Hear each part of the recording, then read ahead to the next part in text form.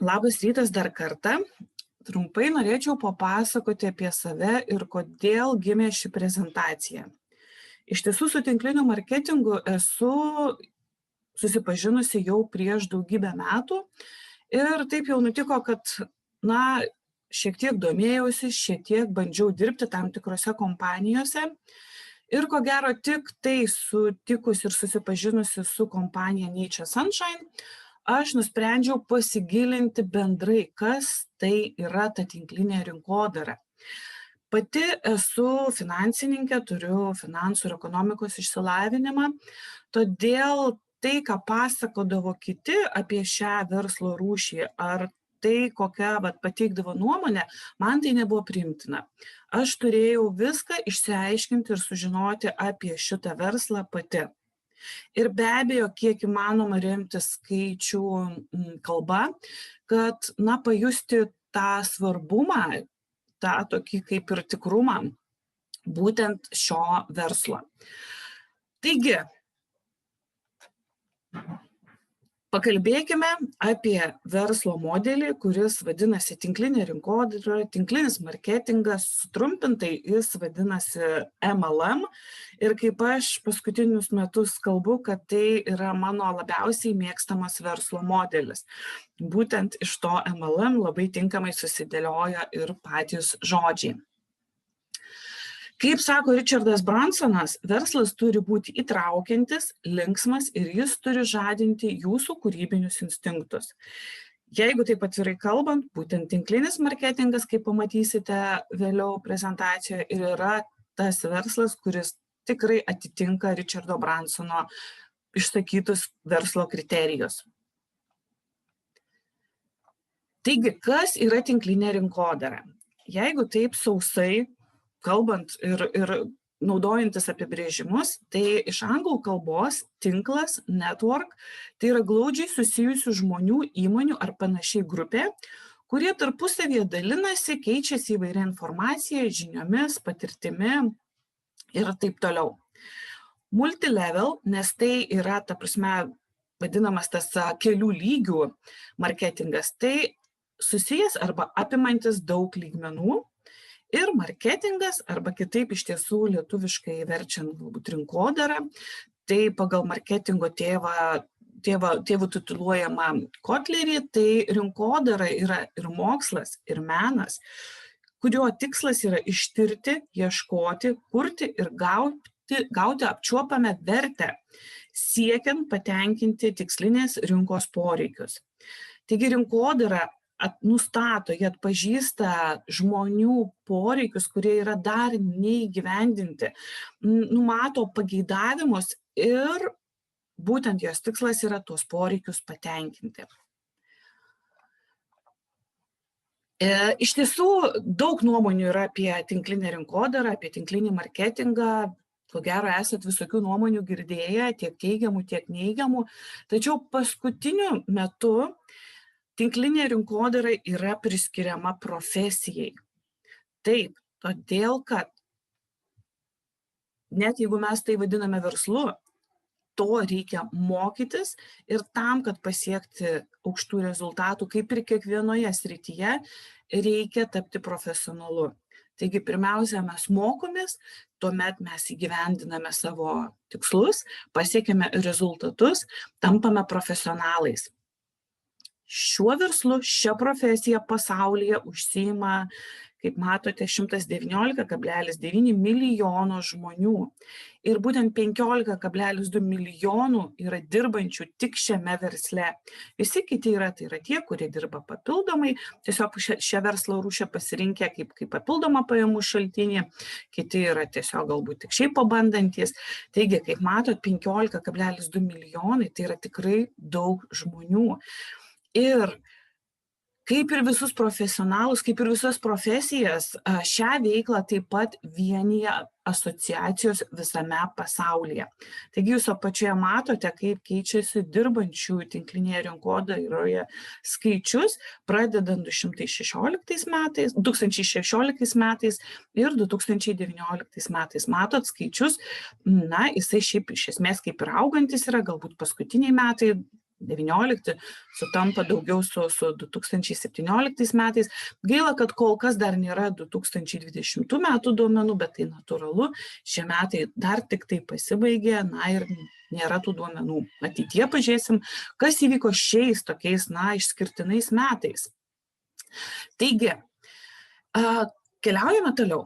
Taigi, tos būtent rinkodaros asociacijos, jos yra tiek pasaulinė asociacija, tiek ir būtent World Federation of Direct Selling Association. Taip pat mes turim ir Europos asociaciją, The European Direct Selling Association, bei turim ir Lietuvoje tiesioginės prekybos asociacija. Dar viena yra, kurioje irgi taip pat labai daug įvairių duomenų, tai yra Direct Selling Association. Jeigu neklystu, ji apima taip pat nemažai šalių, galbūt tai nėra įtraukta, jeigu gerai prisimenu, būtent Europą, jeigu tiksliai atsimenu. Taigi, ką galima rasti šių asociacijų puslapiuose? Visų pirma, šios asociacijos stipriai rūpinasi būtent tinklinės rinkodaros etika, taisyklėmis.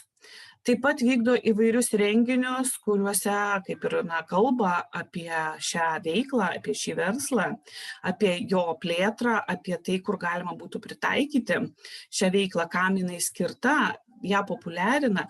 Taip pat labai daug įvairios statistinės informacijos ir labai kviečiu pasižiūrėti ir pasidomėti tą statistinę informaciją, nes tai suteikia šiam verslui tikrai tokio svarbumo ir iš tiesų, jeigu mes kartais patys savyje abejojame, kad kas čia per verslas, ar jisai tikrai yra rimtas, tai patikėkit, tie skaičiai iš ties yra labai rimti. Ir netrukus mes juos šiek tiek apžvelgsime. Dar norėčiau paminėti Don and Nancy failą. Tai yra, mano bent jau rasti tinklinės rinkodaros, veteranai, pradininkai, kurie dirba tinklinėje rinkodaroje nuo 1960 metų. Yra išleidę nemažai literatūros, tai kaip jau ko gero žinoma, 10 pamokų ant servetėlių. Ir 45 sekundžių prezentacija, kuri pakeis jūsų gyvenimą. Taip pat matote, apačioje nuotraukos yra knyga, jinai yra išleista į lietuvių kalbą, vadinasi Sistema, kaip sukurti didelę ir sėkmingą tinklinės rinkodaros organizaciją. Ir tai jų mėgstamiausios frazės, kurias matote ekrane. Tai tinklinė rinkodara, tai vartotojų šeimos kūrimas. Yra tinklinės rinkodaros kompanijos ir yra tiesioginės prekybos kompanijos. Tie tipai yra skirtingi. Vėliau šiek tiek paaiškinsiu apie tai. Kodėl visi žmonės neužsiima tinklinę rinkodarą? Tinklinė rinkodara tai socialinis gyvenimas, už kurį jūs gaunate pinigų. Galite sukurti papildomų pajamų šaltinį, nedirbdami papildomo darbo. Mes esame žmonių versle, keičiame žmonių gyvenimus vieną po kito. Taigi dabar pereikime prie statistikos. Kaip matote, tai yra būtent Europos tiesioginės prekybos asociacijos metinė ataskaita už 2018-2019 metus. Čia būtent jų toksai kaip ir viršelis ir mato čia angliški žodžiai, bet jie visi atspindi būtent šio verslo tokias kaip savybės, kad tai yra nepriklausomybė, laisvė, lankstumas, pasitenkinimas, iššūkiai, apdovanojimai, galimybės, pinigai, be abejo darbas, kontaktai ir sunkumai, natūralu, nes tai yra darbas, tai yra verslas. Taigi, paėmiau konkrečiai ES statistiką už 2019 metus. Skaičių per daug nepasakosiu, bet noriu jums tiesiog pasakyti, ką čia galima įmatyti ir ką galima žiūrėti. Čia yra ES šalis, vėliau pamatysite ir likusią Europą. Ir Europos šalis, kurios nepriklauso ES. Ir pirmas stulpelis tai yra pardavimai tinklinėje rinkodaros, kur pirmas stulpelis tai yra tos šalies valiuta, antras stulpelis yra išskaičiuota į eurus, tie skaičiai, kaip matote, yra pateikti milijonais, tuomet yra pokytis, tai yra augimas arba sumažėjimas būtent šių pardavimų palyginus su praeitais metais.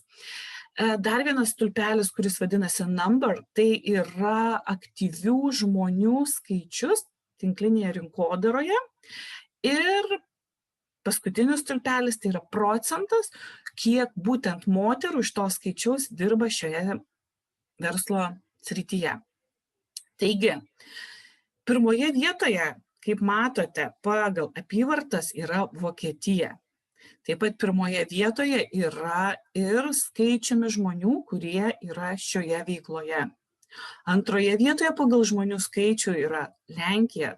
Lenkija tai yra, kur mūsų būtent Nature Sunshine yra biuras ir atstovybė Europai. Toliau perbėgsiu į kitą skaidrę. Antroje vietoje pagal pardavimus eurais yra Didžioji Britanija, Jungtinė karalystė. Ir grįšiu atgal, trečioje vietoje, kaip matote, yra Italija. Jeigu pasižiūrėsit kitas šalis ir galvosit, kad, pažiūrėkit, tarkim, kokioje Estijoje 50 milijonų, arba Kiprė 7 milijonai, dar kritimas yra. Iš tiesų, aš tame įžvelgiu galimybės. Jeigu tose šalyse yra labai nedidelės apyvartos, yra nedaug dirbančių žmonių, tai greičiausiai tiesiog ten yra galbūt daugiau potencialo. Ir tai yra savotiška galimybė mums. Anksčiau aš šią prezentaciją rengiau ir tam buvo 16 metų duomenys. Dabar tiesiog taip greitai gal ir nepasakysiu, bet mane nustebino tai, kad tarkim, netgi pasižiūrėkit, tokios šalys kaip Austrija, taip, Belgija. Tai yra išties šalis, kurių yra aukšta ekonomika, kur žmonės pakankamai daug uždirba. Net ten, 254 milijonai, net ten yra dirbančių, būtent Austrijoje, 299 tūkstančiai žmonių. Vadinasi, net ir tose šalyse, kur yra aukštas pragyvenimo lygis, ši veikla taip pat susilaukia dėmesio. Ir, ji yra vykdoma. Taip pat pasižiūrėkit, Švedija, tai yra 205 milijonai eurų, Ispanija 751 milijonas. Tai, kaip matote, tikrai yra kur plėstis ir vykdyti šią veiklą. Toliau pačioje matote yra Kazachstanas, Norvegija, Rusija, Šveicarija, Turkija, Ukraina, tiesiog kitos Europos šalis ir kaip sekasi joms, tai aišku, pirmoje vietoje yra Rusija, bet vėlgi pasižiūrėkite Šveicarijoje, taip pat yra 305 milijonai ir 161 tūkstantis žmonių, kurie dirba tinklinėme marketinge.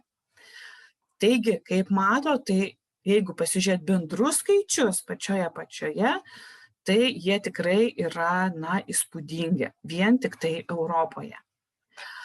Kokios šalis yra, pačios tos didžiausios, kuriuose daugiausia yra daroma apyvartos iš tinklinio marketingo?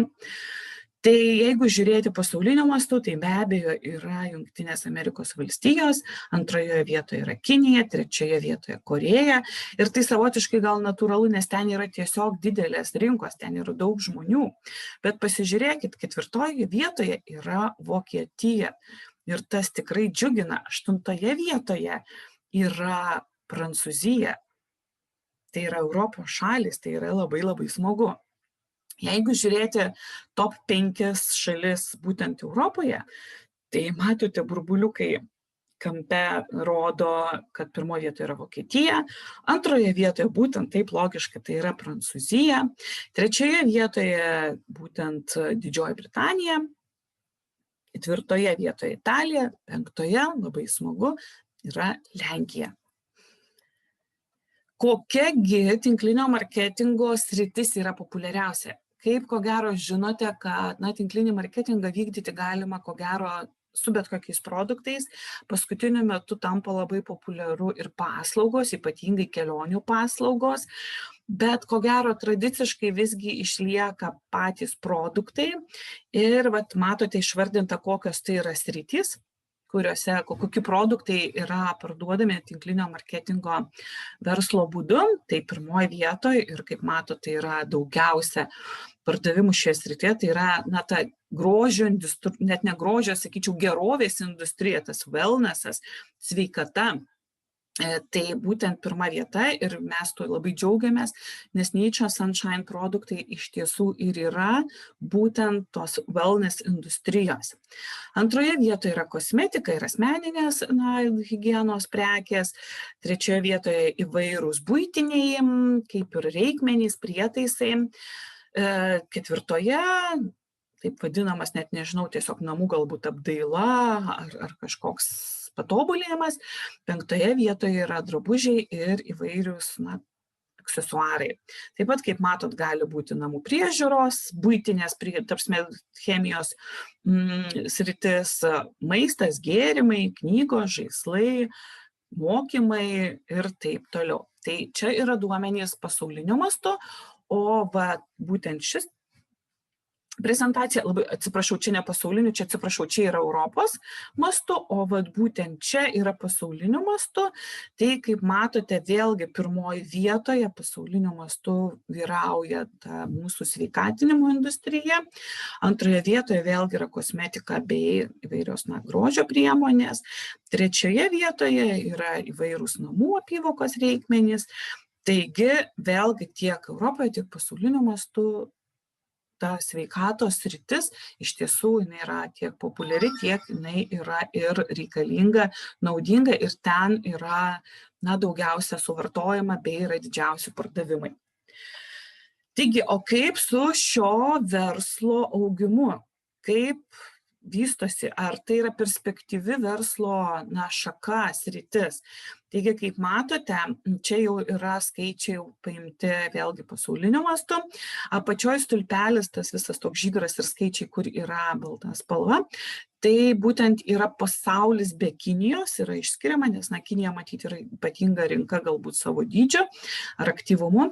Taigi, ir jeigu mes stebime būtent viso pasaulio vystymasi, tai yra augimas ir tai yra būtent 1,5 procento augimas, kai tuo metu Kinijoje buvo 0,3 procento rinkos smukimo ir tai iš tiesų džiugina. Tai matome Europos skaičius, Europoje čia yra už 18 metus, tai gavau informaciją, tai kaip matot nuo 14 metų yra iki 17 metų augimas, 18 metais yra šioks toks nedidelis smukimas. Tikiuosi ateityje, kai bus daugiau duomenų, kai bus 19-20 metai, tikrai išvysime vėl augimą.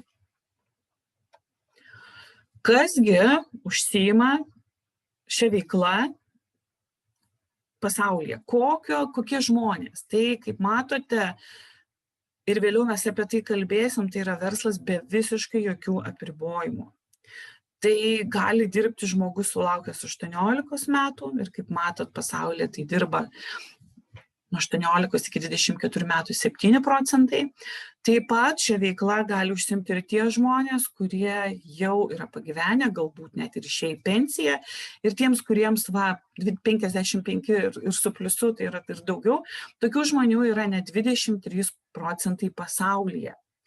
Ir išskaičiuota, kad visgi daugiausia šią veiklą užsiima moterų, tai yra 74 procentai ir 26 procentai yra vyrų. Kas dirba Europoje, vėlgi matom skaičiai galbūt yra šiek tiek panašus, tik smagu, kad yra išskirta ta amžiaus grupė, kad 55 metai, 64 metai yra 14 procentų, o netgi tų, kurie 64 su pliusu, tai yra vyresni negu 64 metai, jų dirbančių yra net 5 procentai. Ir Europoje yra išskirta, kas dirba, kaip įvardinti, kurie šią veiklą užsiima kaip papildoma ir tai yra kaip papildomas pajamų šaltinis. Tai būtent 80 procentų, vadinasi 20 likusiųjų, tai yra tie, kurie dirba ir pasirinko šią veiklą kaip pagrindinę savo veiklą. Ir Europoje matome yra 78 procentai moterų užsiimančių šiuo verslu. Taigi, kaip jaučiatės pamatę šiuos skaičius? Kokios mintys, kokios emocijos? Tikiuosi, kad tie skaičiai jūs nustebino, sužavėjo ir įkvėpė. Ir jeigu buvo kažkokių abejonių, jos tikrai turėtų išsisklaidyti, nes štai matot prieš save nuotrauką, tai būtent Europos tiesioginės prekybos asociacijos 7-oji konferencija, kurią susirenka tų kompanijų atstovai, pačios asociacijos atstovai. Kompanijų tai būtent tų, kurie priklauso Europos tiesioginės prekybos asociacijai. Ten pakliūti yra tam tikri reikalavimai ir tikrai ne visos kompanijos gali pakliūti. Taigi, kiek teko girdėti, kad ir Nature Sunshine pretenduoja, rengia dokumentus, tik tai nepasakysiu tiksliai, ar tai Europos tiesioginės prekybos asociacija, ar į pasaulio prekybos asociaciją. Taigi, kaip matot, tai yra rimti, solidūs žmonės, kurie vykdo šią veiklą. Čia palikau seną skaidrę iš 2015 metų su nuotraukomis, nes sužavėjo tai, kad būtent į vieną iš tokių konferencijų atvyko 5 Europos parlamento narės ir buvo kalbama apie moterų verslo skatinimą, buvo kalbama apie tinklinę rinkodarą kaip vieną iš galimybių ir taip pat apie moterų verslininkių tokią kaip ir internetinę platformą ir jos kūrimą. Teko liktai ir matyti, kad ta platforma yra sukurta, labai nesigilinau, bet kam įdomu tikrai galit susirasti. Tai vadintus Women Entrepreneurship Platform. Taigi, jeigu kam įdomu, galite susirasti ir pasižiūrėti, kokia informacija ten yra pateikiama. Kągi mano vyrai apie tinklinę rinkodarą?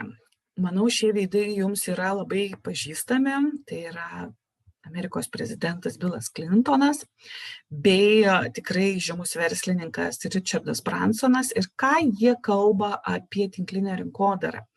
Taigi, viename savo pranešime tiesioginių pardavimų asociacijoje Billas Clintonas teigia, kad tinklinė rinkodara stiprina valstybę ir jos ekonomiką ir ne tik tai, kad siekdami savo asmeninės sėkmės, bet ir suteikdami sėkmės galimybę kitiems. Jūsų pramonė, sako jis, suteikia žmonėms progą pasinaudoti visomis įmanomomis galimybėmis gyvenime. Richardas Bransonas, daugiau mes jį žinom galbūt kaip tradicinio verslo verslininką, kuris įkūrė įvairių įmonių grupę Virgin Group. Viena iš jo kompanijų lieka nepaminėta. Tai kompanija vadinasi Why at Home ir tai yra tinklinės rinkodaros kompanija, žinoma kaip Virgin Why. Ir būtent ši kompanija per pirmus savo gyvenimo metus sugeneravo $60 milijonų apyvartą. Ir tai parodo, kad net ir įėjus į rinką, galbūt kaip ir naujai kompanijai, tai yra pakankamai galima greitai rasti sėkmę būtent šiame versle. Taip pat ir pažįstate ir šį žmogų, tai visai nesenai baigęs kadenciją prezidentas Donaldas Trumpas ir tai yra žmogus, kuris, ko gero, labiausiai remiantis ir kalbantis apie tinklinę rinkodarą. Taigi žymiame interviu The Late Show su Davidu Lettermanu Trumpas išreiškė tokią nuomonę. Kai Davidas paklausė, ką jūs darytumėte tuomet, jeigu prarastumėte viską ir jums reikėtų pradėti iš naujo, Donaldas Trumpas be jokių, kaip sakant, tokių dvejonių ar ilgo uždelsimo atsakė, aš susirasčiau gerą tinklinio marketingo kompaniją ir pradėčiau dirbti. Ir matyt, kadangi visas šitas šou vyko gyvai, buvo galbūt salė žmonių ir toje salėje visi pradėjo šaukti ir ten, matyt, gal jį truputėlį smerkiamai šaukti. Ir jis pasakė, tai sako, todėl jūs sėdite ten salėje, o aš sėdžiu čia, scenoje. Taigi, matote, toks yra būtent jo požiūris. Taigi, ką tinklinis marketingas tokio išskirtinio mums suteikia? Kodėl jis toks dominantis, kodėl jis toks kaip ir pritraukiantis? Tai visų pirma noriu pakalbėti apie uždarbį, nes kaip bebūtų, verslas yra paremtas pardavimais. tam tikrais veiksmais, kurie generuoja mums pajamas ir taip pat iš to mes gyvename bei gauname uždarbį. Taigi uždarbis yra nuo 1 euro iki be apribojimų. Jeigu jūs dirbate samdomame darbe, sutikite, jūs ateinate dirbti už sutartą atlyginimą, galbūt jūs išsiderate tam tikrus priedus, galbūt aptarėte tam tikras sąlygas, kada jūsų atlyginimas kils, tačiau vis tiek tai yra lubos. Jūs negalite dirbti ir, tarkim, po metų gaun 1000, po dar 2 metų 5, po 3 metų 10, po 5 metų gal ir 15 000 eurų. Be abejo, taip yra aukštose pozicijose, bet tai yra žmonių tikrai vienetai, kurie turi tą galimybę gauti uždarbį be jokių apribojimų. Tinklinis marketingas, jeigu jūs jam skirsite tikrai tą laiką, kurį skirtumėt samdomam darbui, tai tikrai gausite norimą rezultatą ir netgi būsite juo nustebinti. Tačiau, kaip ir minėjau, tai yra darbas, tai yra verslas, jam reikia įdirbio ir reikia šiek tiek laiko, kad tas verslas įsisuktų. Ir tai yra ko gero vienintelis verslo modelis, kur jūs galite pasiskaičiuoti būsimas pajamas, jeigu laikysitės tam tikrų šiam modeliui būdingų instrukcijų. Kalbu konkrečiai apie marketingo planą, kad jūs galite tikrai pasimodeliuoti, pasiskaičiuoti pagal tą marketingo planą, kiek jūs tiesiog galite uždirbti. Taigi, kaip minėjau, tai yra verslas ir labai trumpai apžvelgsiu palyginimą tarp tradicinio smulkaus verslo ir tinklinės rinkodaros. Kodėl aš tai dariau? Kaip minėjau, aš esu tas žmogus, kuris, tiesiog noriu išanalizuoti, palyginti ir būti tikra, kad tuo, kuo aš užsiimu, tai man atneš įvairią naudą, ne tik finansinę galbūt, bet ir suteiks laisvės, suteiks tam tikrų galimybių. Ir taip aš tikrai esu bandžiusi tą tradicinį smulkų verslą, tikrai turėjau kelias įmonės, bandžiau tiek internetinę prekybą. Taigi aš galiu palyginti, ką reiškia turėti tą tradicinį smulkų verslą ir ką reiškia turėti arba užsiimti tinklinę rinkodarą. Tai visų pirma, kas yra labai sunku tradicinėme smulkiame versle, yra atrasti idėją. Kadangi tai yra labai dabar, ypatingai šiuo metu, daug įvairios pasiūlos, daug paslaugų, daug prekių, daug produktų, tai tu tikrai turi, arba jinai tau turi ateiti kaip koks nušvitimas, būtent ta idėja, kad eureka atradau, tai yra kažkas naujo, arba išties idėja yra perkama, tai būtent kaip franšizė jau esamų veiklų, kaip pavyzdys kaip McDonald's ar kažkokios kitos idėjos. Tinklinė rinkodara, tu jau ateini ir tau yra produktai arba paslaugos ir jau tu pats gali pasirinkti, ką tu nori rinktis, iš kokios srities. Kaip matėt, tų sričių yra daug, tai yra tas sveikatos, yra grožio, yra kelionės, yra drabužiai ir visa kita. Kapitalas. Taip, galima padaryti taip, kad tradicinėme versle tas kapitalas bus nedidelis, jeigu jis teiksi savo asmeninę, vykdysi savo asmeninę, personalinę veiklą, individualią veiklą, ar įsteigsi mažąją bendriją. Tačiau jeigu nori truputėlį rimtesnio verslo, tai reikalingas įstatinis kapitalas ir tai pakankamai, tarkim, didelis yra. Jeigu kalbėti apie tinklinę rinkodarą, tai jis taip pat yra būtinas, bet dažniausiai tai yra minimalus ir iš karto noriu pastebėti tai, kad vienose kompanijose tai tu turi įsigyti tam tikrą paketą produktų, su jais susipažinti, kad galėtum toliau vykdyti tą veiklą. Kitur tu gali rinktis, tu gali arba nebepirkti nieko, tik tai kokį minimalų registracijos mokestį mokėti, arba jeigu nori, gali vėlgi pasirinkti tam tikrą produktų paketą. Taigi, jeigu kalbėti detaliau apie produktą, tai be abejo, jeigu tu visiškai naujas tradicinio verslo atstovas, tu pats kuri produktą, tai jisai kol kas yra naujas, jis nėra žinomas, jį reikia išreklamuotis, galbūt bus nepaklausus.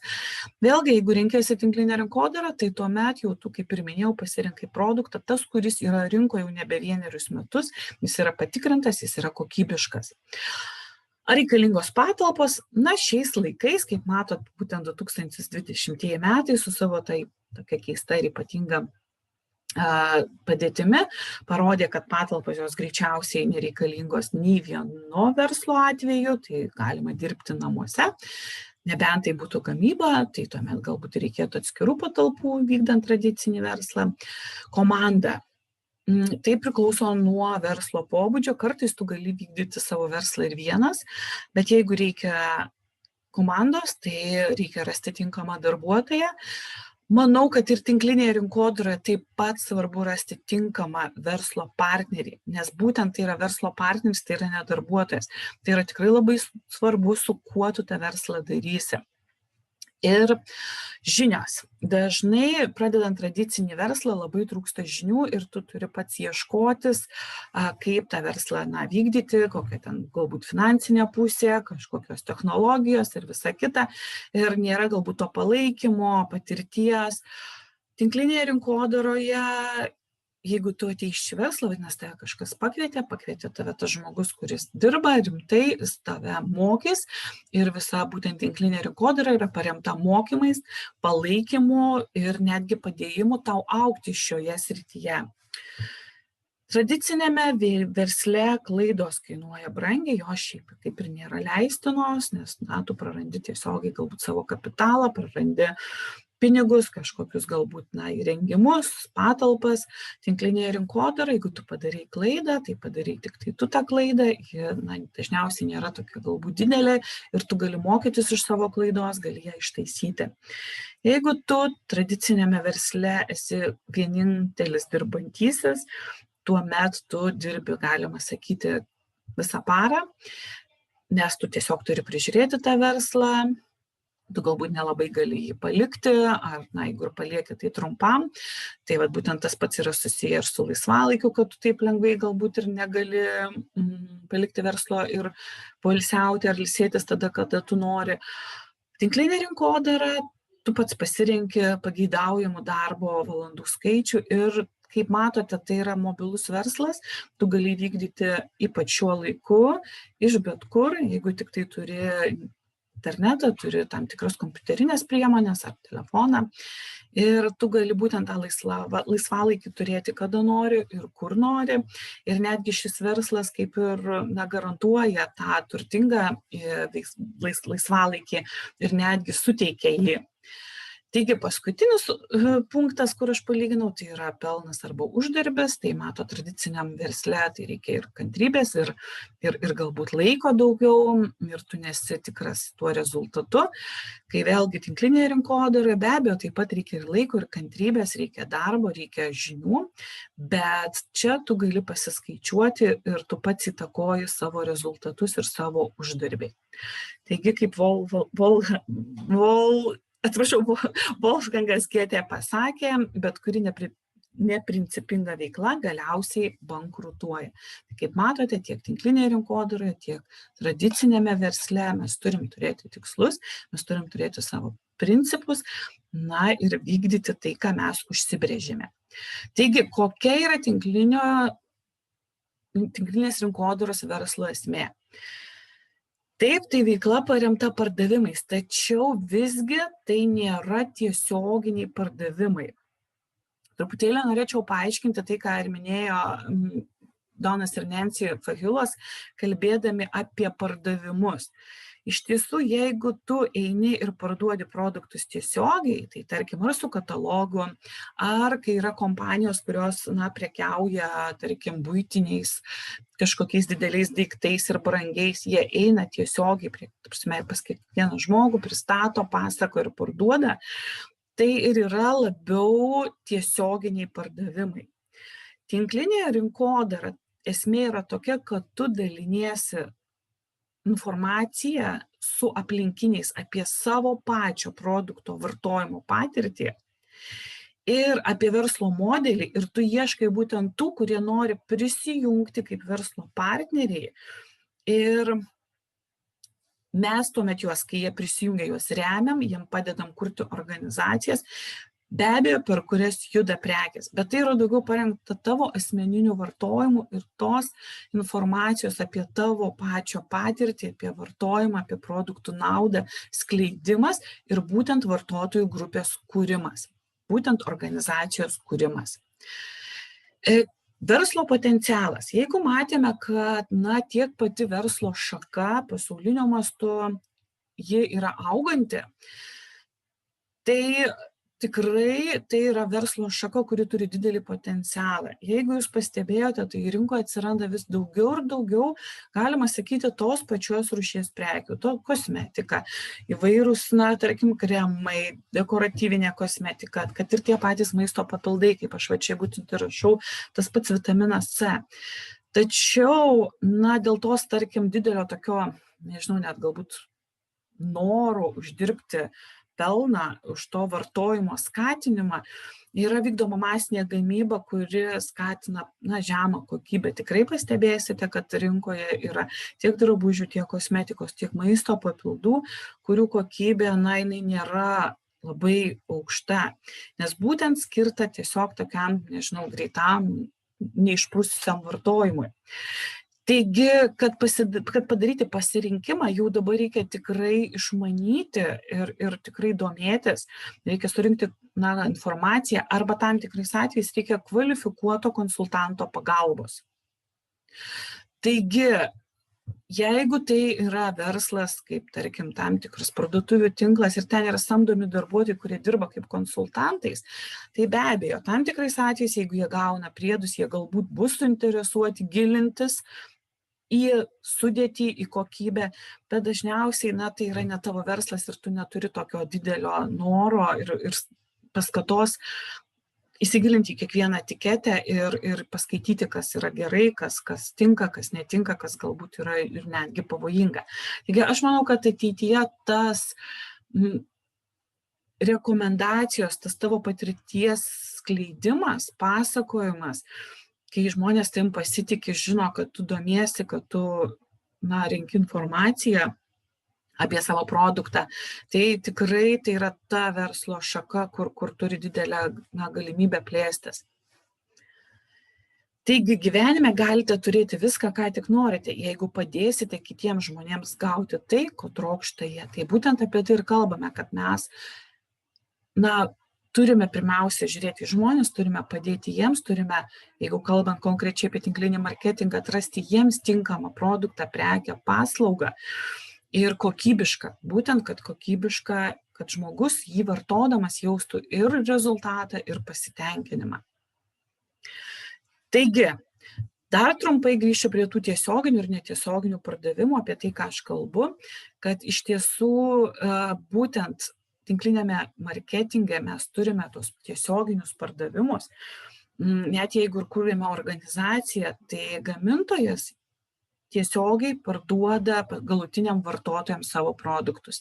Jeigu žiūrėti į tradicinį verslą, tai tuomet gamintojas turi susirasti tarpininkų. Ir galbūt, ta prasme, ne vieną tą tarpininką, plus įdėti daug lėšų reklamai, kad produktas pasiektų galutinį vartotoją. Taigi tinklinė rinkodaroje būtent mes, tie žmonės, kurie dirbame šiame versle, mes gauname uždarbį už tai, kad mes iš gamintojo produktą pateikėm tiesiogiai galutiniam vartotojui. Mes esam ta tarpinė grandis ir tai, ką tradicinėme versle gamintojas sumoka tarpininkams, didmenai ar reklamai, tai mūsų atveju gamintojas visą tai sumoka mums. Taigi labai trumpai tinklinės rinkodaros privalumai. Taigi, kaip ko gero žinote ir kaip matėte iš mano palyginimo, tai yra verslas be finansinės rizikos ir be įsipareigojimų, nes mes neturime čia įdėti didelių kapitalo investicijų. Tai be abejo yra nuosavas verslas, mes jį turime, mes jį galime perduoti savo vaikams, jį gali paveldėti mūsų vaikai, kuris, aišku, turi mažą trūkumą, kad tai yra verslas ir kad nors tai yra komandos palaikymas, tačiau reikia dirbti sąlyginai individualiai, priimti individualius sprendimus, priimti atsakomybę už savo veiksmus. Ta prasme, jeigu tu dirbi, padarei, tai tu padarei, jeigu nepadarei, tai nepadarei tu, ne kažkas kitas. Ir be abejo reikia atrasti priimtiną savo metodą, bendravimo būdą. Tai yra verslas be interesų konflikto. Mes neturime darbdavio, su kuriuo, patys suprantat, kartais taip nutinka, kad įvyksta įvairių konfliktų. Tai yra lanksčios darbo valandos, galim pasirinkti patys, kiek laiko norim šiam verslui skirti, noriu dirbu, noriu nedirbu, tačiau reikia nepamiršti to, kad visas mūsų rezultatas ir priklauso nuo to, kiek mes dirbame. Mažas trūkumas, kad tai reikalinga valia, savidisciplina, organizuotumas, iniciatyva. Čia mes tarsi ir neturim tokių apibrėžtų funkcijų, kokias turime samdomame darbe, kur mums pasako, tu darai tą. Ir samdomame darbe mes turime vadovus, kurie mums nurodo, ką daryti. Čia mes turime taip imtis patys iniciatyvos ir patys turėti savidisciplinos. Darbo vieta, kaip minėjau, yra visas pasaulis. Galime vykdyti šią veiklą, kur norime, kokiame norime mieste. Norime fiziškai galim keliauti ir skleisti tą savo verslo žinią. Dabar, kaip matom, galim naudotis informacinėmis technologijomis. Nereikalingas specifinis išsilavinimas. Išties šiame versle gali dalyvauti ir įvykdyti visi, kas tik tai nori, nesvarbu, koks jų būtų išsilavinimas ir taip pat nesvarbu, koks tai būtų amžiaus cenzas, kaip matėme ir iš statistinių duomenų.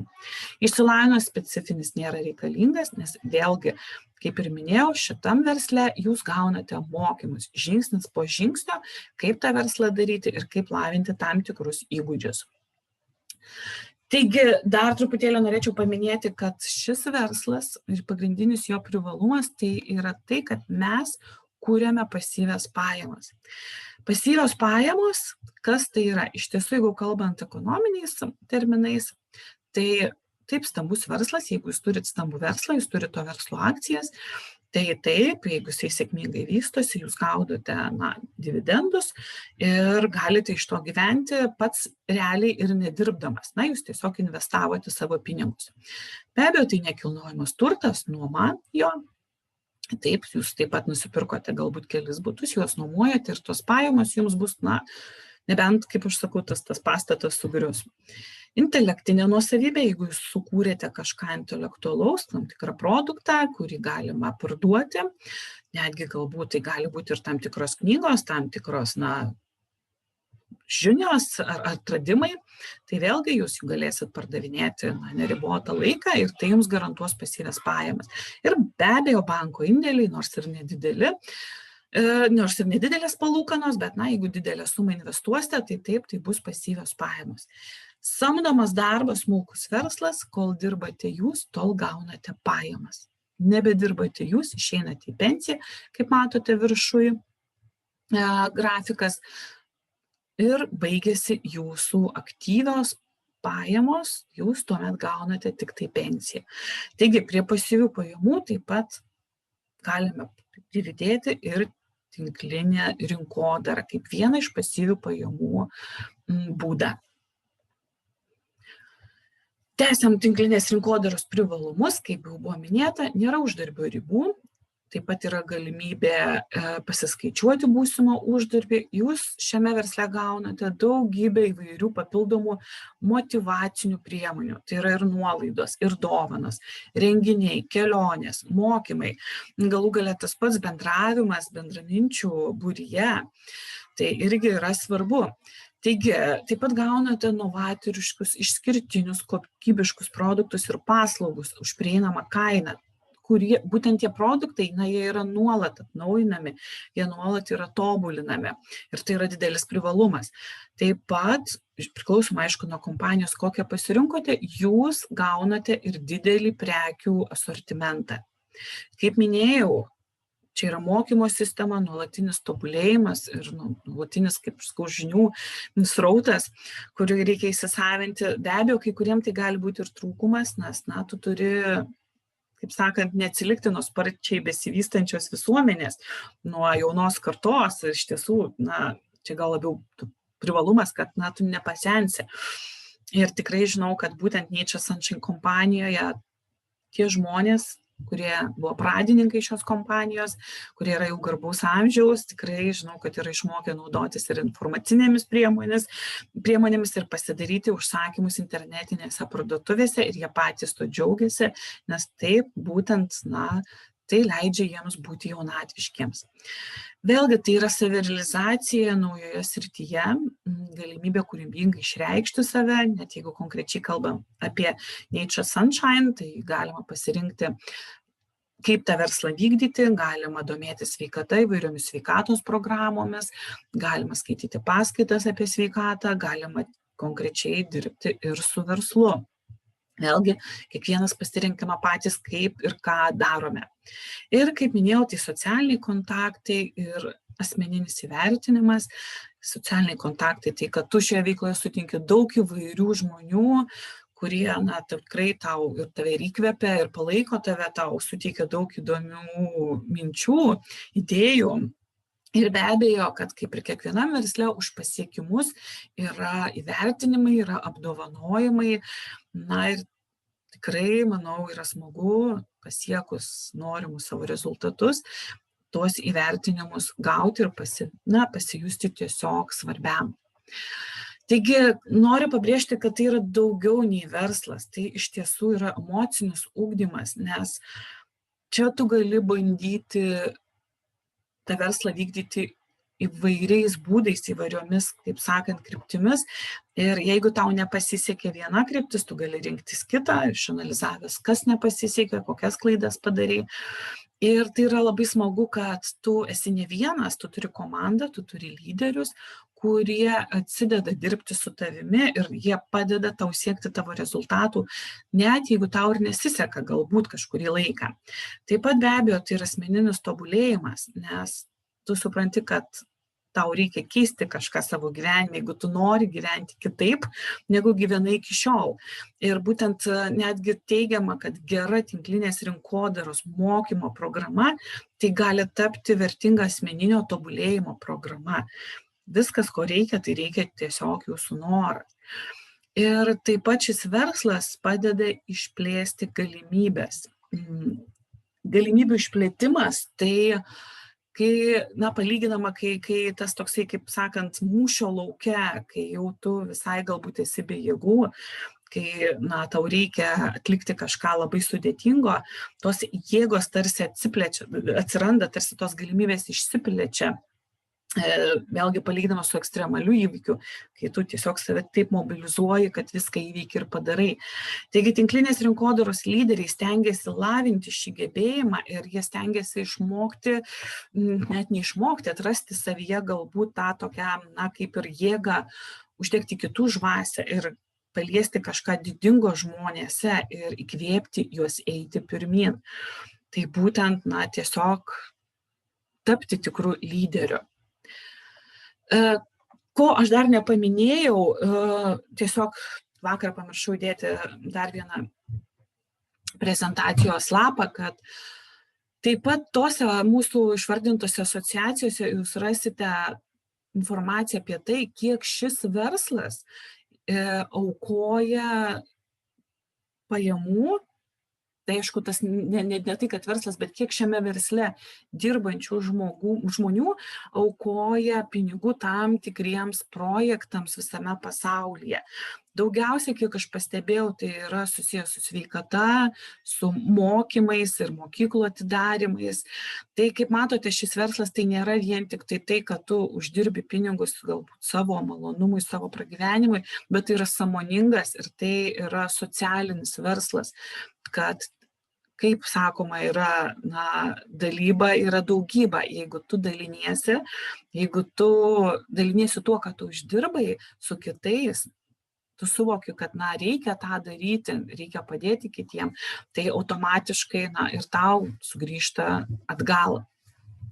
Taigi, po viso šitos prezentacijos galbūt čia tiesiog tikrai nemažai tos informacijos ir gali atsirasti tokia abejonė, o ar aš sugebėsiu? Aš manau, kad nereikia nusiteikti nesėkmei, reikia išties pirmiausia pabandyti. Negalima sakyti ne, nepabandžius. Iš tiesų jūs nieko neprarasite.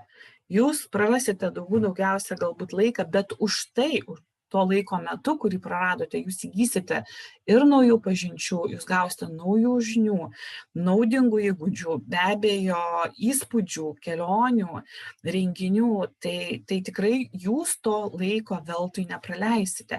Tiesiog reikia imti ir daryti. Ir norint judėti pirmyn, reikia tikėti savimi, turėti savo įsitikinimus ir juos įgyvendinti. Dar kitas momentas, su kuo jūs galite susidurti, kad atėję į šią verslą, jūs jau nusprendžiate įvykdyti ir tuomet pasidalinate šią mintimį su savo artimaisiais, su namiškiais ir gali būti savotiška jų tokia reakcija, kad, ar tau to reikia, kas čia tokio, čia galbūt nerimta. Tai visuomet kviečiu jūs įvertinti, o ką tas žmogus pasiekė. Ar jis turėjo savo verslą? Ar jis užėmė galbūt kažkokias aukštesnes pareigas, kaip jis gyvena, ar jis tikrai turi galimybę laisvai keliauti, ar jis turi pakankamai laisvo laiko. Jeigu dauguma atsakymų yra ne, kodėl jūs turėtumėte šio žmogaus klausyti? Kitas dar momentas yra, reikėtų jo paklausti, o ar tu bandėjai šį verslą? Jeigu atsakymas ne, jeigu tas toksai kaip požiūris yra susidaręs tik tai iš aplinkinių kalbų, ir ypač iš tų, kurie net nebandė ir nesigilino, tai kodėl mes turime jais tikėti? Juk, kaip matėte, aš jums rodžiau skaičius ir jeigu jūs pasižiūrėtumėte, internete yra daugybė sėkmingų žmonių, užsiimančių tik šią veiklą. Vadinasi, kitų žmonių nuomonės, nuostatos neturi įtakoti jūsų. Jūs tik pats galite praeiti šitą kelią ir susidaryti savo nuomonę apie šį verslą. Taigi, noriu pabrėžti, kad sugebėti čia gali kiekvienas, nes visų pirmiausia, nėra jokių apribojimų. Kaip minėjau, galima rinktis pačiam, kaip šį verslą vykdyti, kokiu tempu, kiek skirti laiko, kaip greit norim pasiekti rezultatų. Taip pat palaipsniui, be abejo palaipsniui, nes visą informaciją negali žmogaus iš karto užversti. Gausite mokymus tinklinio marketingo specifikos, konkrečiai apie tos kompanijos produktus, bendravimo įgūdžius, apie reklamą, apie pardavimus, administravimą, nes taip, tai yra verslas ir jūs užauginsite struktūrą, jums reikės išmokti ją administruoti, organizuoti tam tikrus galbūt renginius, planuoti tam tikrus veiksmus, vadybą, konfliktų sprendimas, psichologija. Visą tai jūs gausite palaipsniui būtent atėję į šį verslą.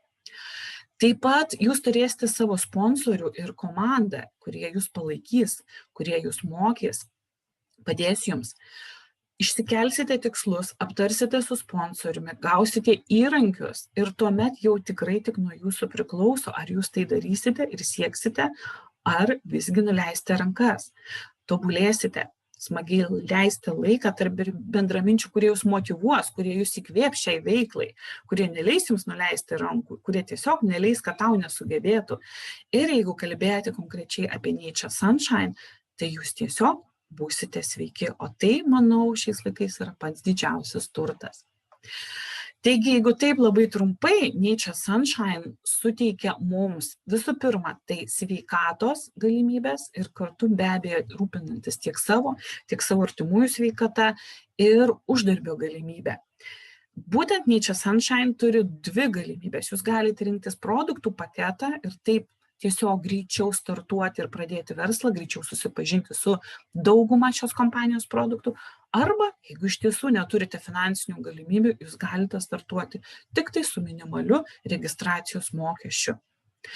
Taip pat pasirenkat patys tinkantį darbo metodą. Norite, dirbate sveikatos kryptimi, norite, vykdote verslą.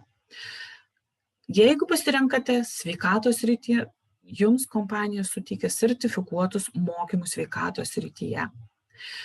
Taip pat kompanija jums pateikia daugiau kaip 200 produktų ir jie būtent, kaip aš sakau, yra susiję tiek su fizinė, tiek su dvasinė, tiek su išorinė sveikata ir grožiu. Tai yra maisto papildai, eteriniai aliejai, kosmetika. Gaunate komisinius, tai yra kaip ir uždarbis, kurie yra nuo 5% iki 30%. Ir jeigu tai pasidomėti, kad pirminiai tie procentai būtų 5%, kitose kompanijose, gal ir rastumėm, tikrai ne visas kompanijas žinau, bet tose kompanijose, su kuriomis dirbau aš, pirminiai komisinių procentai prasidėjo nuo 3%. Taip pat yra galimybė dalyvauti automobilių programoje. Taip pat yra galimybė, jeigu jūs norite stipriai, greitai pradėti verslą ir greitai turėti rezultatus, yra VIP programa. Yra greitojo starto programa, kuri kaip ir paskatinimas už tai, kad tu atėjai į verslą ir jo ėmėsi iš visų savo jėgų. Bei be abejo, galima naudotis kiekvieną mėnesį lojalumo programomis. Ir taip pat lieka konferencijos, renginiai, kelionės, bendri renginiai, kurie tiesiog suteikia malonumo būti su tais bendraminčiais žmonėmis. Taigi, tikiuosi, kad ši prezentacija buvo naudinga, tikiuosi, kad jums atvėrė akis ir suteikė tiesiog kitą požiūrį į tinklinį marketingą, kad jūs čia atradote puikių galimybių realizuoti tiek save, tiek gyvendinti savo lūkesčius, savo svajonės. Galbūt norite turėti daugiau laiko, galbūt norite keliauti, norite tos tokios mobilios veiklos, tai tiesiog tikrai kviečiu pasigilinti, pasidomėti ir be abejo tikrai pasirinkti šią verslo modelį. Ir Steve'as Jobsas sako, kad kiekvienam būna toks jausmas, kai jis supranta, kad dabar, būtent dabar yra tas momentas, kai jis keičia tiek visų kitų, tiek ir savo ateitį. Dėkoju Jums už dėmesį ir iki kitų susitikimų.